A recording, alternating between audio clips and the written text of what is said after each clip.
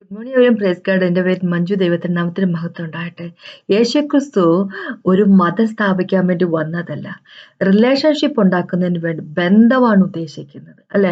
നഷ്ടപ്പെട്ടു പോയതിനെ തിരിച്ചെടുത്ത ദൈവമാണ് യേശുക്രിസ്തു. നമുക്കറിയാം, തനിക്ക് നഷ്ടപ്പെട്ടു പോയ ആട്ടിൻകുഞ്ഞിനെ, അല്ലെ, അതിനെ പിന്നെ വഴക്ക് പറയാൻ നീ എവിടെ പോയി എന്ന് ചോദിച്ചാൽ അതിനെ വഴക്ക് പറയാതെ അതിനെ കിട്ടിക്കഴിഞ്ഞപ്പോൾ അതിന് മാറോട് ചേർത്തുകൊണ്ട് തൻ്റെ തോളിലിട്ടുകൊണ്ട്, അല്ലെ, തോളിലിട്ടുകൊണ്ട് തിരിച്ച് വരുന്ന ഒരു ആട്ടിടയനാണ് യേശുക്രിസ്തു. എന്ന് വെച്ച് കഴിഞ്ഞാൽ നഷ്ടപ്പെട്ടു പോയതിനെ തിരിച്ച് വീണ്ടെടുക്കുന്നതിന് ഈ ലോകത്തിലേക്ക് വരികയും തിരിച്ചെടുക്കുകയും ചെയ്ത ദൈവമാണ് യേശുക്രിസ്തു, അല്ലെ?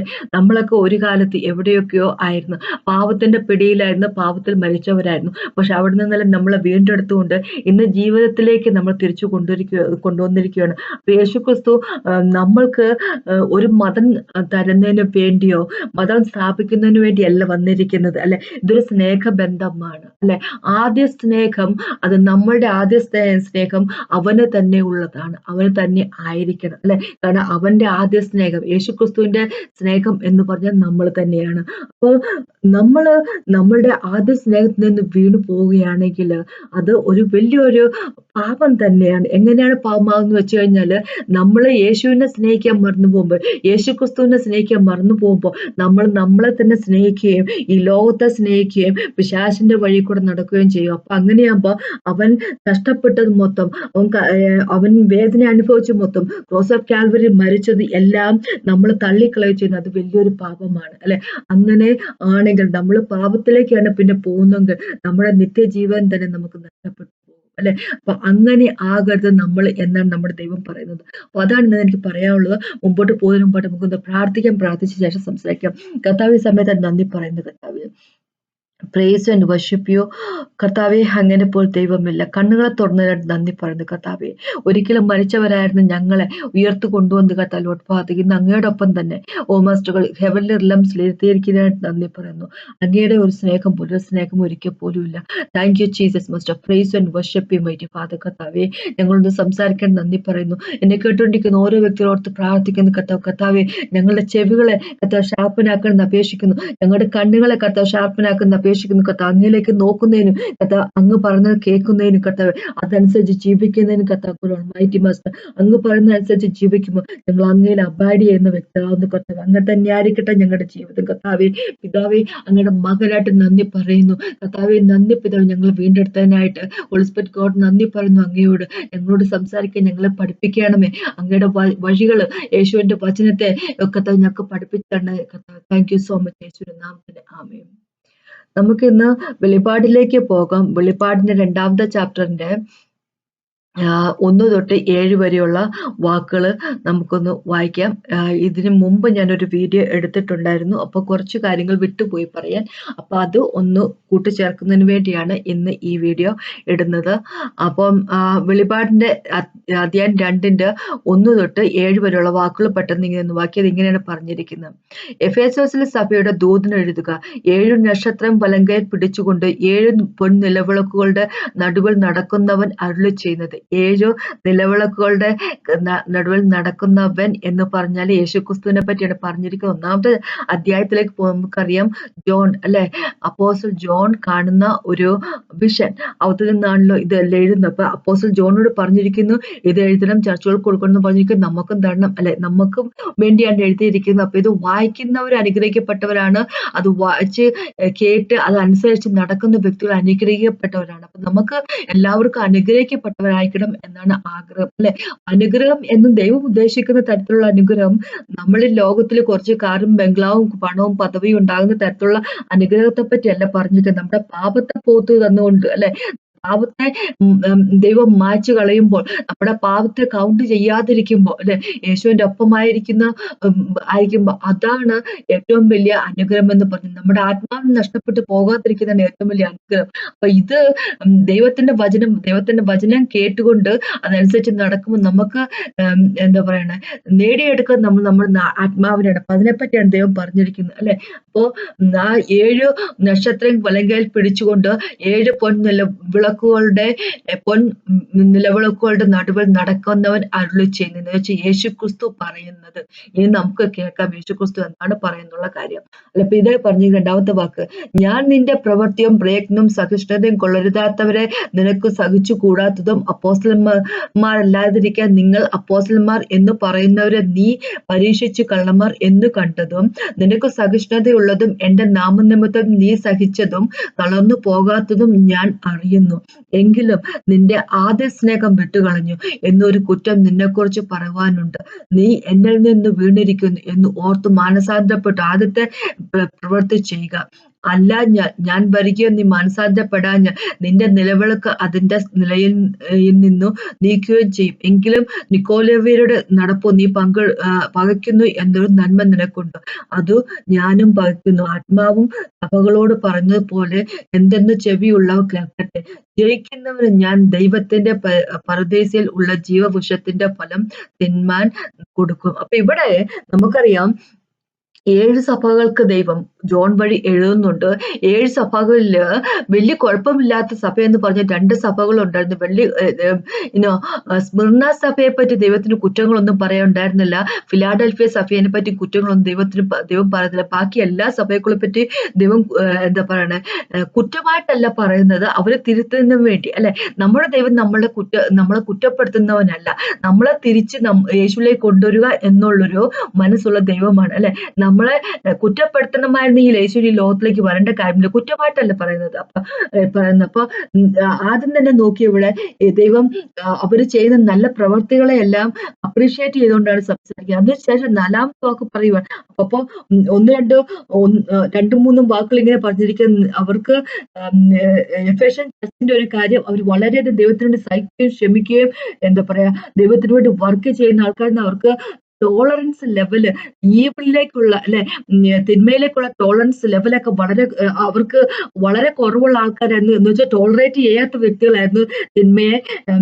അപ്പോസ്തലന്മാരെന്ന് കള്ളപ്പേരിൽ വന്നിരിക്കുന്ന ആൾക്കാരെ എല്ലാം പിടികൂടുകയും അല്ലെ അവരെ അവോയ്ഡ് ചെയ്യുകയും ചെയ്തിരുന്ന ഒരു സഭയാണ് അവര് അല്ലെ. പിന്നെ താഴേക്ക് വരുമ്പോ ഇങ്ങനെ പറഞ്ഞിരിക്കുന്ന 6ാമത്തെ വാക്കില് നിക്കോലിയരുടെ നടപ്പോ പകയ്ക്കുകയും ചെയ്യുന്ന ഒരു സഭ. നിക്കോലിയ നടപ്പ് എന്ന് പറഞ്ഞാൽ പെർഗമോസ് എന്നുള്ള അവിടുത്തെ ചർച്ചിലേക്ക് എഴുതിയിരിക്കുന്ന കാര്യമാണ്. എന്താന്ന് വെച്ച് കഴിഞ്ഞാല് നിക്കോലിയ എന്ന് പറഞ്ഞാല് ബേലം അല്ലെ, ബേലം ബാലക്കിനെ കൊണ്ട് ഇസ്രായേലിനെ പാപത്തിലേക്ക് ആക്കാൻ ശ്രമിച്ചു അല്ലെ. ഐഡലിന് കൊടുത്തിരിക്കുന്ന ഫുഡ് കഴിക്കാൻ വേണ്ടി അവരെ പ്രലോഭിപ്പിച്ചു. പിന്നെ സെക്ഷൽ ഇമ്മോറാലിറ്റി അല്ലെ, വ്യഭിചാരം ചെയ്യുന്നതിന് വേണ്ടി അവരെ എന്താ പറയാ പ്രലോഭിപ്പിച്ചു. അപ്പൊ അതാണ് ഈ നിക്കോളിത്തന്മാർ എന്ന് പറയുന്നവർ അതിനെ ചെയ്യുന്നത്. സെക്ഷൽ ഇമ്മോറാലിറ്റി ചെയ്യുന്നത് കുഴപ്പമില്ലാത്ത കാര്യമാണെന്നും ഐഡലിന് വർഷിപ്പ് ചെയ്ത ഐഡലിന് കൊടുത്ത അല്ലെ വിഗ്രഹങ്ങൾക്ക് സമർപ്പിച്ച ഭക്ഷണം കഴിക്കുന്നതും പ്രശ്നമില്ലെന്നും പഠിപ്പിക്കുന്നത് ചർച്ചിന്റെ അകത്ത് നടക്കുന്ന കാര്യത്തെ പറ്റിയാ പറയുന്നത്. നിക്കോളിത്തന്മാർ ഉണ്ടായിരുന്ന ചർച്ചിന്റെ അകത്താന്ന് വിചാരിച്ചോണം. അപ്പൊ അങ്ങനെ വരെ പഠിപ്പിക്കുന്ന മോശപ്പെട്ട രീതിയിലുള്ള കാര്യങ്ങൾ ചർച്ചിനകത്ത് നടന്നുകൊണ്ടിരുന്നു. അപ്പൊ അത് യേശു ഡെഫിനറ്റ്ലി വെറുക്കുമല്ലോ. അപ്പൊ ഇവരും ഈ എന്താ പറയാ ഈ സഭയും അതിനെ വെറുത്തിരുന്നു. അപ്പൊ ചെയ്യേണ്ട കാര്യങ്ങളല്ല അവർ ചെയ്യുന്നുണ്ടായിരുന്നു. ദൈവത്തിലായിരിക്കുമ്പോ ചെയ്യേണ്ടിയിരിക്കുന്ന കാര്യങ്ങൾ സകലവും അവർ ചെയ്യുമായിരുന്നു. നല്ല നടപ്പാണ് അവർ നടന്നുകൊണ്ടിരുന്നത്. പക്ഷെ ആ നല്ല നടപ്പ് കൊണ്ട് മാത്രം കാര്യമില്ലല്ലോ അല്ലെ. ദൈവത്തിന് വേണ്ടി ചെയ്യേണ്ട കാര്യങ്ങൾ ചെയ്തുകൊണ്ട് മാത്രം കാര്യമില്ലോ. ദൈവത്തിന് വേണ്ടി യേശുക്രിസ്തുവിന്റെ ഒരുപാട് വർക്കുകൾ ചെയ്ത വ്യക്തിയാണ്. അതുകൊണ്ട് മാത്രം കാര്യമില്ല എന്ന് ദൈവം പറഞ്ഞിരിക്കുന്നത്. ഏറ്റവും വലിയ കാര്യം ദൈവത്തിന് വേണ്ടി വർക്ക് ചെയ്യണം എന്നുള്ള വലിയ കാര്യം. പക്ഷെ അതിനേക്കാളും വലിയ കാര്യത്തെ പറ്റി ഇവിടെ പറഞ്ഞിരിക്കുന്ന 4ാമത്തെ വാക്ക് പറയുമോ, എങ്കിലും നിന്റെ ആദ്യ സ്നേഹം നീ വിട്ടുകളഞ്ഞു എന്ന് ഒരു കുറ്റം നിന്നെ കുറിച്ച് പറയാനുണ്ട് അല്ലെ. അതൊരു വലിയ കുറ്റമായിട്ട് തന്നെ ദൈവം കണ്ടെത്തിയിരിക്കുകയാണ്. അത് ഏറ്റവും വലിയൊരു പാവമായിട്ട് തന്നെ ദൈവം കണ്ടെത്തിയിരിക്കുകയാണ് അല്ലെ. അവരുടെ ആദ്യ സ്നേഹം നഷ്ടപ്പെട്ടു പോയിരിക്കുന്നു എന്നുള്ള കാര്യം അല്ലെ. ആദ്യ സ്നേഹം നഷ്ടപ്പെട്ടു പോയി കഴിഞ്ഞാൽ എന്ത് പറ്റും, വീണു പോവുക തന്നെ ചെയ്യും അല്ലെ. അപ്പൊ ഇവിടെ 7ാമത്തെ വാക്ക് ഇങ്ങനെ പറഞ്ഞിരിക്കും. ഇന്നത്തെ ഞാൻ പറയാൻ ഉദ്ദേശിക്കുന്ന 7ാമത്തെ വാക്കിൽ നിന്നാണ്. 7ാമത്തെ വാക്ക് ഇങ്ങനെ പറഞ്ഞിരിക്കുന്നു, അത് ഞാനും പകയ്ക്കുന്നു. നിക്കോളിത്തന്മാരുടെ നടപ്പ് എന്താ പറയാ എഫേഷ്യൻ ചർച്ച് പകയ്ക്കുക. അതിനുശേഷം പറയുക, അത് ഞാനും പകയ്ക്കുന്നു. ആത്മാവ് സഭകളോട് പറയുന്നത് എന്തെന്ന് ചെവിയുള്ളവർ കേൾക്കട്ടെ അല്ലെ. ആത്മാവ് സഭയോട് പറയുകയാണ്, അത് കേൾക്കാൻ ചെവിയുള്ളവർ കേൾക്കട്ടെ. നമ്മൾ കേട്ടേ പറ്റത്തുള്ളൂ അല്ലെ. ആത്മാവാണല്ലോ സഭയുടെ അധ്യക്ഷൻ എന്ന് പറഞ്ഞാല് അല്ലെ. ആത്മാവാണ് ഹോളി സ്പിരിറ്റ് ഗോഡ്, അല്ലെ ഹോളി സ്പിരിറ്റ് ഗോഡ് ആണ് സഭയെ സൃഷ്ടിച്ചിരിക്കുന്നത്. ഹോളി സ്പിരിറ്റ് ഗോഡ് ആണ്, പിതാവ് തന്നെയാണ് ഹോളി സ്പിരിറ്റ് ഗോഡ്. ജോണിലേക്ക് പോകുമ്പോൾ യോഹന്നാന്റെ സുവിശേഷം 4-ാമത്തെ ചാപ്റ്ററിന്റെ 24-ാമത്തെ വാക്കിൽ യേശുക്രിസ്തു പറഞ്ഞിരിക്കുന്നത് ഇങ്ങനെയാ, പിതാവ് ആത്മാവാകുന്നു. അവിടെ ആത്മാവ് ഇംഗ്ലീഷ് ബൈബിളിലൊക്കെ എഴുതിയിരിക്കുന്ന ആത്മാവിന്റെ സ്പിരിറ്റ് എന്ന് പറയുമ്പോൾ അത് ക്യാപിറ്റൽ ലെറ്റർ എഴുതിയിരിക്കുന്നത്, ക്യാപിറ്റൽ ലെറ്റർ സ്പിരിറ്റ് എസ് എന്ന് എഴുതിയിരിക്കുന്നത്. അത് സാധാരണ എഴുതുന്നത് ഹോളി സ്പിരിറ്റ് ഗോഡിനെ പറ്റിയാണ് എഴുതുന്നത്. എന്ന് വെച്ച് കഴിഞ്ഞാല് ഹോളി സ്പിരിറ്റ് ഗോഡ് തന്നെ പിതാവ്, അവര് 3 പേര് ഒന്നാണ്, പക്ഷെ വർക്ക് ഫങ്ഷനിങ് ഡിഫറെന്റ് ആണ് എന്ന് ചുരുക്കം, അല്ലെ. ഇപ്പൊ ട്രിനിറ്റി ഒന്നാണ്, പക്ഷെ ഫങ്ഷൻ ഡിഫറെന്റ് രീതിയിൽ അവർ ഫങ്ഷൻ ചെയ്യുന്ന ഡിഫറെന്റ് രീതിയിൽ നമ്മൾക്ക് എക്സ്പ്രസ് ചെയ്ത് തന്നിരിക്കുന്നു എന്നുള്ളൂ. പക്ഷെ അവർ ഒന്നാണ്, ദൈവം ഒന്നാണ്, അല്ലെ. അപ്പൊ ഇവിടെ ഇങ്ങനെ പറയുക, ആത്മാവ് സഭകളോട് പറയുന്നത് എന്തെന്ന് ചെവിയുള്ളവർ കേൾക്കട്ടെ, ജയിക്കുന്നവന് ഞാൻ ദൈവത്തിന്റെ പരദേശമുള്ള ജീവവൃക്ഷത്തിന്റെ ഫലം തിന്മാൻ കൊടുക്കും എന്നാ പറഞ്ഞിരിക്കുന്നത്. ജയിക്കുന്നവന് ഞാൻ പരദേശയിൽ ഉള്ള ജീവവൃക്ഷത്തിന്റെ ഫലം തിന്മാൻ കൊടുക്കും. അതാണ്, ആ ഒരു വാക്കാണ് എനിക്ക് എന്താ പറയുക സംസാരിക്കാനുള്ളത്. 4-ാമത്തെ വാക്ക് ഇങ്ങനെ പറഞ്ഞിരിക്കുന്നു, ആദ്യ സ്നേഹം വിട്ടുകളഞ്ഞു എന്നൊരു കുറ്റം നിനക്കുണ്ട്. 7-ാമത്തെ വാക്ക് പറയുന്നു, ജയിക്കുന്നവർക്ക് ഞാൻ ദൈവത്തിന്റെ പരദേശയിൽ ഉള്ള ജീവവൃക്ഷത്തിന്റെ ഫലം തിന്മാൻ കൊടുക്കും. അപ്പൊ ജയിക്കണമെങ്കിൽ ആദ്യ സ്നേഹം ഉണ്ടായേ പറ്റത്തുള്ളൂ. ജയിക്കുക എന്ന് പറഞ്ഞ് ഓവർകം ചെയ്യുക എന്ന് പറഞ്ഞിരിക്കുക, അല്ലെ, അതിജീവിക്കുക എന്ന് പറയുന്നത്. അപ്പൊ അതിജീവിക്കണമെങ്കിൽ, ഈ ലോകത്തെ അതിജീവിക്കണമെങ്കിൽ, പിശാചിനെ അതിജീവിക്കണമെങ്കിൽ, പിശാചിനെ ജയിക്കണമെങ്കിൽ, ഈ ലോകത്തെ ജയിക്കണമെങ്കിൽ ഒരു ഏറ്റവും ഇസെൻഷ്യൽ ആയിട്ടുള്ള, ഒരിക്കൽ പോലും എന്താ പറയാ നഷ്ടപ്പെട്ടു പോകാത്ത ഒരു കാര്യമുണ്ട്. ഏറ്റവും പ്രധാനപ്പെട്ട ഒരു കാര്യം എന്താന്ന് വെച്ച് കഴിഞ്ഞാല് ആദ്യ സ്നേഹം, യേശുവിനോടുള്ള ആദ്യ സ്നേഹം. നമ്മൾ അവനെ നമ്മളുടെ ജീവിതത്തിലേക്ക് യേശു ക്രിസ്തു വന്ന സമയത്ത് എന്തായിരുന്നോ നമുക്കുണ്ടായിരുന്ന സ്നേഹം, അല്ലെ, നമ്മൾക്ക് ജീവൻ കൊടുക്കാൻ വേണ്ടി, നമ്മളുടെ ജീവൻ കൊടുക്കാൻ വേണ്ടി വരെ തയ്യാറായിരുന്നു. അത്രയധികം അവനോടുമായിട്ട് യേശു ക്രിസ്തുവുമായിട്ട് സ്നേഹിച്ചുകൊണ്ടിരുന്ന ആ സ്നേഹത്തിൽ നിന്ന് മാറിപ്പോയി കഴിഞ്ഞാൽ ഒരിക്കൽ നമുക്ക് ജയിക്കാൻ സാധിക്കത്തില്ല എന്നാണ് യേശു പറഞ്ഞിരിക്കുന്നത്, അല്ലെ. യേശുവിന്റെ ഒപ്പമായിരുന്ന ആദ്യ സ്നേഹം, ആ സ്നേഹത്തിലല്ല, ആ തീ പോലെയുള്ള സ്നേഹത്തിലാണെങ്കിൽ, അല്ലെ, യേശുക്രിസ്തു നമ്മളെ സ്നേഹിച്ചിരിക്കുന്നത് ആ ഒരു ബ്ലേസിംഗ് ആയിട്ടുള്ള ഫയർ കൊണ്ടാണ്. ഫയർ പോലെയാണ് അവന്റെ സ്നേഹം, അല്ലെ. ആളിക്കത്തുന്ന തീ പോലെയാണ് അവന്റെ സ്നേഹം, നമ്മളോടുള്ള സ്നേഹം. ആ സ്നേഹത്തിലാണ് നമ്മൾ ജീവിക്കുന്നതെങ്കിൽ, ആ സ്നേഹം അതുപോലെ സ്നേഹമാണ് നമ്മൾ അവന് വേണ്ടി കൊടുക്കുന്നതെങ്കിൽ, അതാണ് നമ്മുടെ മനസ്സെങ്കിൽ, അത്രയധികം സ്നേഹമാണ് നമ്മളുടെ മനസ്സെങ്കിൽ, നമ്മൾ അവനോട് വളരെ അടുത്ത് തന്നെ ഇരിക്കും. അടുത്തിരിക്കുമ്പോ നമ്മൾക്ക് ജയിക്കാൻ സാധിക്കും, അല്ലെ. അവന്റെ സ്വഭാവം നമുക്ക് മനസ്സിലാകും, അല്ലെ. അപ്പൊ അങ്ങനെ സ്വഭാവം മനസ്സിലാക്കിയില്ലെങ്കിൽ നമുക്ക് നഷ്ടപ്പെട്ടു പോകുന്ന നിത്യജീവിതമാണ്, അല്ലെ. നിത്യജീവനാണെന്നാണ് ദൈവം പറഞ്ഞിരിക്കുന്നത്. ജയിക്കുന്നവർക്കാണ് ദൈവം തന്റെ പരദേശയിലുള്ള ജീവവൃക്ഷത്തിന്റെ ഫലം തിന്മാൻ കൊടുക്കുന്നത്. അപ്പൊ നമുക്കറിയാം, എവിടെ വെച്ചാണ് നമുക്ക് ജീവവൃക്ഷത്തിന്റെ ഫലം തിന്നാൻ നമ്മൾ യോഗ്യരല്ലാതായി തീർന്നത് എന്നുള്ള കാര്യം നമുക്കൊന്ന് ചിന്തിക്കാം.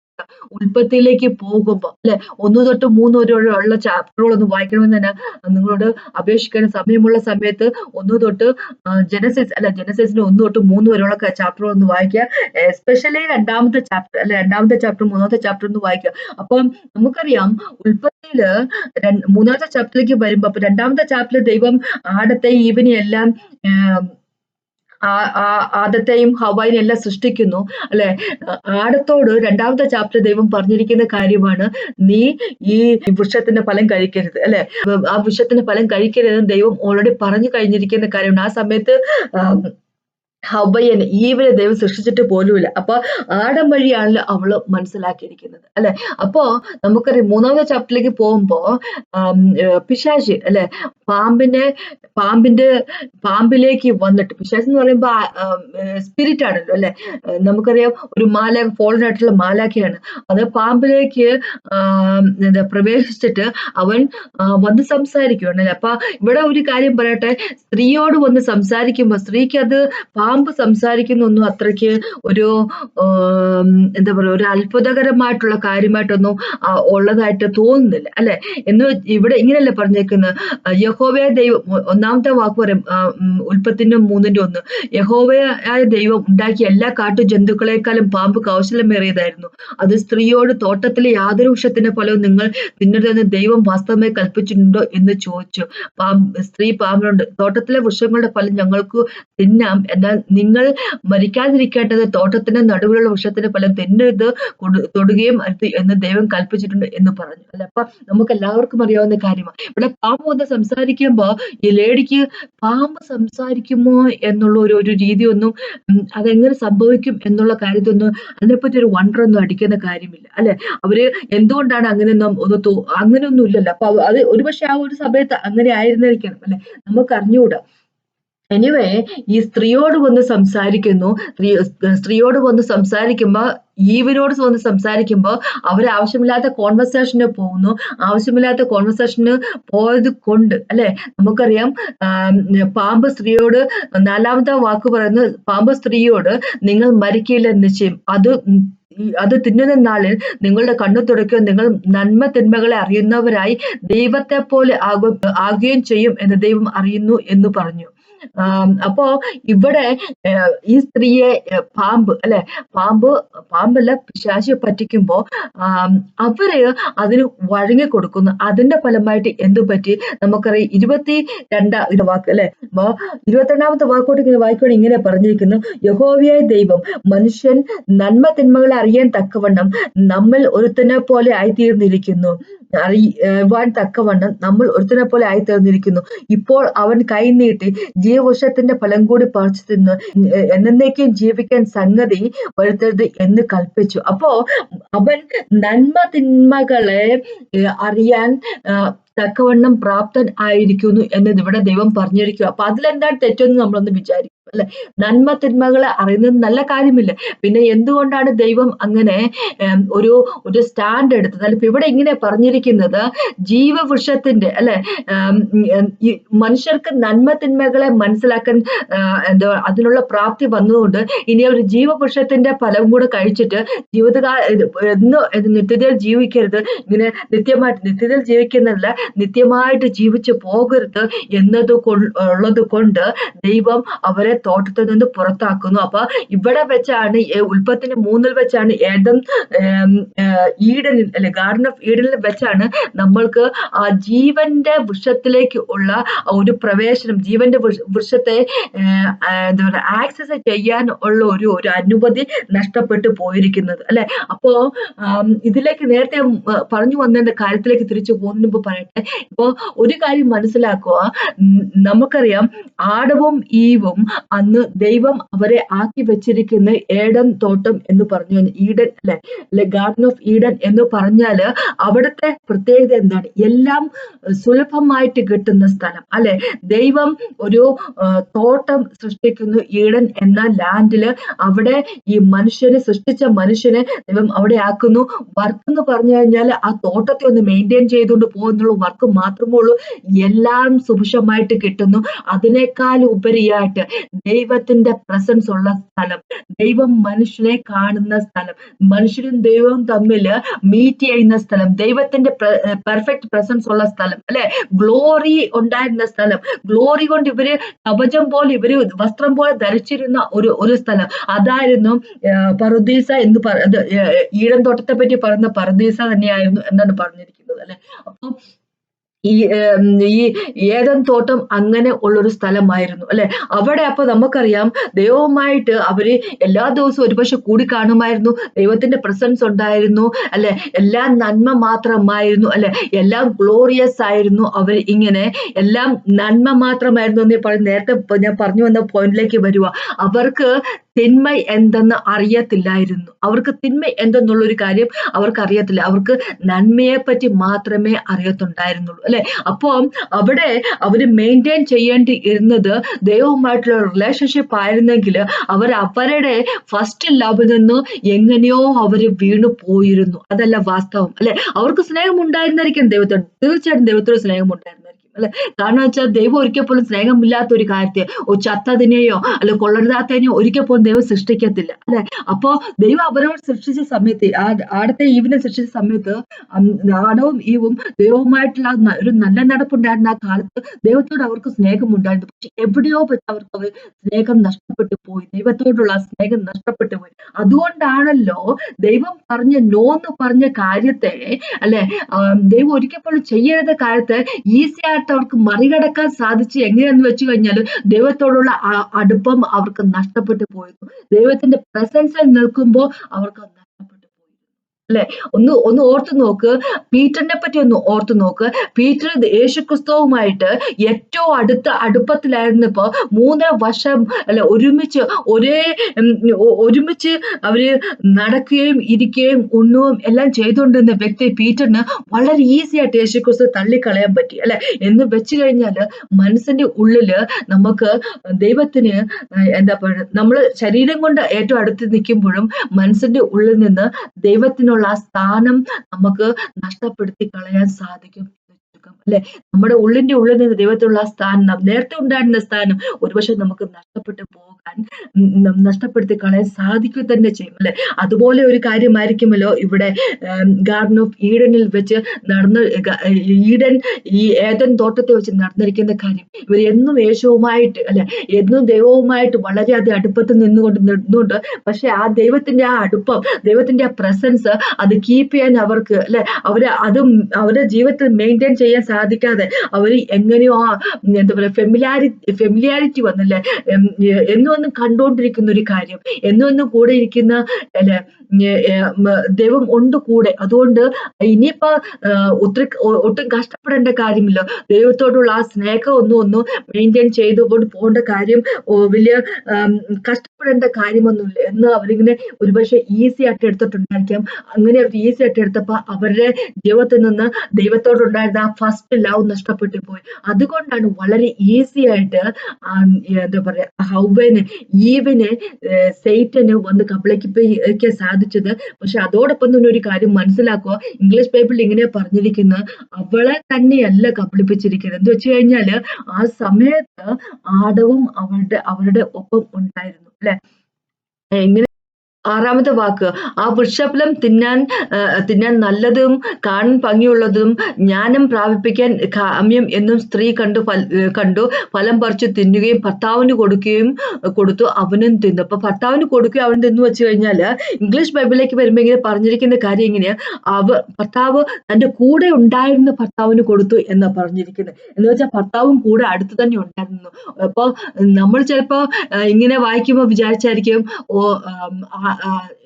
ആഡം ഈവിന്റെ കൂടെ ഒന്നും ഉണ്ടായിരുന്നിരിക്കണമെന്ന് നിർബന്ധമില്ല. ചിലപ്പോ അവൻ തോട്ടത്തിന്റെ വേറൊരു സ്ഥലത്തായിരിക്കാം അല്ലെ?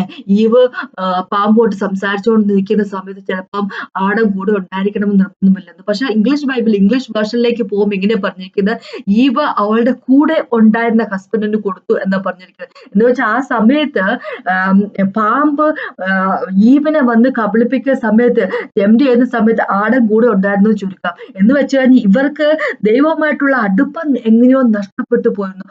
ആദ്യം ഉണ്ടായിരുന്ന അവർക്ക് ദൈവത്തിനുണ്ടായിരുന്ന സ്നേഹം ഇവർക്ക് നഷ്ടപ്പെട്ടു പോയിരുന്നു.